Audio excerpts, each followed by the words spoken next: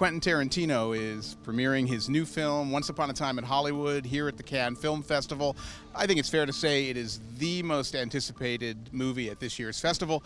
It's going to be premiering 25 years to the day from the day that Pulp Fiction did in 1994. The question I have is, Quentin Tarantino has said that this film, which is his ninth, is his next to last. He's only going to make 10 films, and he has hewed to that. Do you think that's true? You know, I never trust an entertainer when they say that they are retiring. Take Cher, take Elton John, who's on his farewell tour and who has a biopic, Rocket Man, here in the festival. Steven Soderbergh, that retirement lasted 6 months. When you have creative personalities, they can't stop doing that. They can't stop scratching that itch. Stephen King, how many novels has he published since his retirement? But what I love about Quentin's vow is that I actually think he really means it. Quentin Tarantino has spent so much of his life and career sort of living inside the early 70s, or his dream of what they were.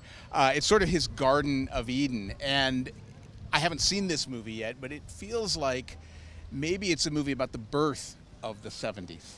So I think it's a real potential summing up for him.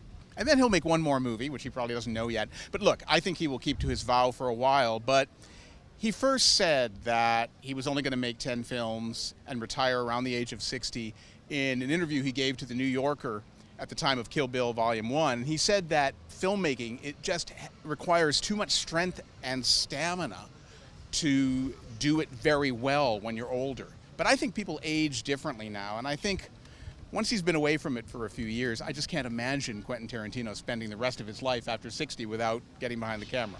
It's almost as if built into that promise, he's got an ageist remark saying that, show me the directors who, until their dying day, were still working at their prime. And so he's almost promising to his fans that he's going to quit making movies while he's ahead. That's right. You know, that said, I do think that, 10 is kind of an arbitrary number. Yes, it's kind of got a nice round ring to it, but why not 9? Why not 15? I mean, it's as long as he's got stories in him. What I do think it may mean is that we may see Quentin finally branching out into some of these other fields, like he's sort of teased that maybe he would want to do a mini-series or something for Netflix. Yeah, I think that's absolutely right. And I also think that these 10 films that Quentin will have made, they will sort of be his first film cycle. And maybe he'll then go on to something else, kind of like Eric Rohmer. Maybe what he will finally be saying goodbye to at the end of this cycle is the 1970s. Even so, this movie is arriving 25 years after Pulp Fiction won the Palme d'Or. And the question I have is, not whether he's going to quit, it's whether this film can possibly have the impact, surprising and wowing the world the way that Pulp Fiction did.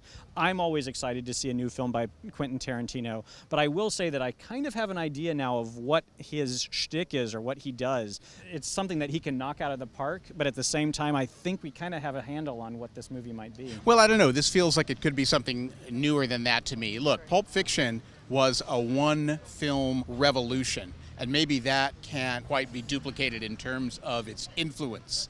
But it was also a film that had true greatness in it, as I think some Tarantino films have had, like Inglourious Basterds, which was at Cannes.